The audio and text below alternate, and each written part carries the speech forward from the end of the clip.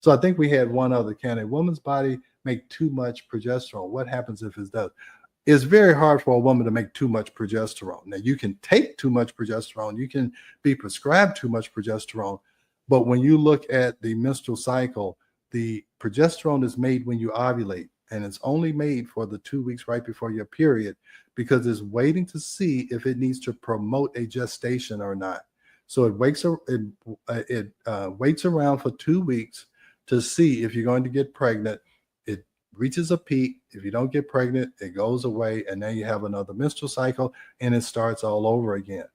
Now, a woman's body can make too much estrogen, or it can be exposed to too much estrogen. If now their ovaries don't necessarily make too much, but your fat tissue can make estrogen, and then you're exposed to so much estrogen in the food that you eat, in some of the cosmetics that you have, in the water that you drink. So it's hard to make too much progesterone or hard to be exposed to too much progesterone, but it's easy to be exposed to too much estrogen. All right. These thoughts of procreation, are they imagined or actual thoughts? No, it's an innate desire. Women, and I won't say innate. I don't say all women. You can't say all about anything because everybody's different. But the natural energy or blueprint of women is to look at sex as procreation, for procreation. Men look at it as recreation. Okay, so that's the problem. All right, and so now here's the other issue. And men, you need to understand this. Once a woman procreates and has a child, nurturing that child becomes her number one priority. Hands down. Sex falls down right above mopping the floor. That's how, and men, married men who have children, you can testify to this. Sex goes way down on the list. And some men get upset. They were like, oh, ever since we had this baby, my wife, she doesn't seem to be as interested in sex anymore. Well, join the club, homeboy. I've been married for 39 years, and I had to realize that when we had our first child. Now, when she's trying to procreate, hey, she may be Johnny on the spot. Hey, let's go. Once she has that baby, if she has true maternal instincts. Now, not every woman has overwhelming maternal instincts, but I'm just saying in general, once she has a child, nurturing is number one. And if that child is sick or that child needs anything, you are second fiddle. Just accept it, guys. Okay, the children come first. That's why if there's a problem, the woman says, hey, get out of here. I can do it by myself. Now, men aren't going to say that usually. All right. And that's why you see all these single mothers. Their number one priority is nurturing. And they don't like to have other men in their house. They don't need them. Okay. They don't need them. All right. Now, a man, even if his wife passes away and gets divorced and now he's in the nurturing mode, he still is going to look for that fire to be cooled, whether he does it himself or he finds someone else who can cool the fire. That's what's going to happen. Oh, all right, Dr. Taylor, we have one here. Now, this might turn into a whole different show. Oh boy, here we go. Or another show. Now, okay. We had someone ask this question. If a man has never had his own children, like if he is the stepfather to children, do you feel that they understand that they don't come first? The children still come first. He better understand. He better understand. Okay. That's why a lot of women will say, hey, look, I am not thinking about remarrying. I don't want another boyfriend until my children are out of the house. Okay. Because they don't want anything to disrupt their nurturing.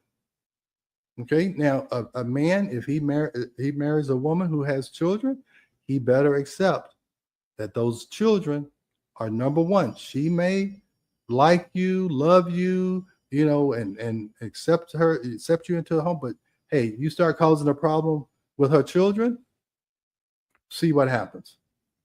Okay. Hey, I'm just telling you what I know and what I've seen, and this is how these two sexes interact with each other. All right. So, hey, it's time for a commercial.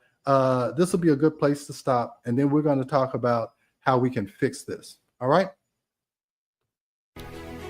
We are going to a quick break, so stay with us as we explore the ageless blueprint right here on W4HC Radio and Talk4 TV. An ancient secret with a modern twist for better health and vitality. Dr. Taylor will be right back. Taking care of your health shouldn't mean taking a handful of pills every day.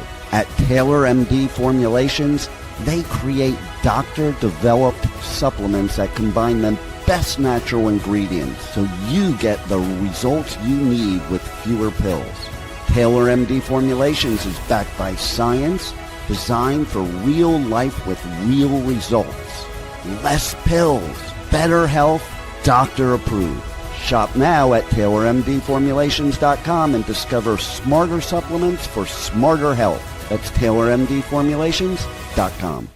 We are back for more of Ageless Blueprint. Once again, let's join Dr. Taylor for more insights and research on the ancient secret to better health and a better life in modern times. Here's your host, Dr. Eldred Taylor. Okay, we're back. I'm Dr. Taylor. We're back at the Ageless Blueprint, and we're talking about how men and women approach sex when they are under stress. All right, so hopefully we've moved on. And so how can we fix this? How can we make this better and keep relationships together? All right, so here's what happens when men and women don't understand these differences. Now, he thinks she's not interested in me anymore. She doesn't find me attractive. Why does she always reject me when I need connection? See, he looks for sex to make the connection, and he feels rejected, unwanted, and disconnected. Now, again, I'm not making any excuses for men who cheat on their wives. I'm not. But I'm saying this is how he's thinking, and he's wanting connection.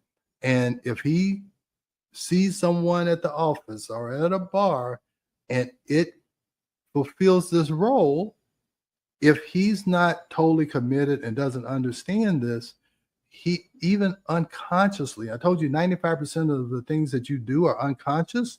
Unconsciously, he's drawn to the woman who is providing that connection for him, who's willing to have sex with him to cool that fire and give him that connection. And you see how these men, they will give up they'll give up their family, their job, their career, looking for that connection. And they know it's going to destroy their lives. And they still do it. And we wonder why. It is a unconscious, subconscious desire that they have. Okay. So I'm not giving you excuse, but I'm telling you, you can't understand why men will go and do this is because unconsciously they're doing it. If you're conscious of what's going on, you can control it. That's why it's so important to get in touch with your unconscious thoughts and feelings so that you don't destroy your life by having a mistress and your wife takes you to the cleaners and tries to destroy you in court. Okay. So her perspective is he only wants physical intimacy. He doesn't see how overwhelmed I am. I'm overwhelmed and he's talking about sex. What is wrong with him? He's thinking from a man's point of view.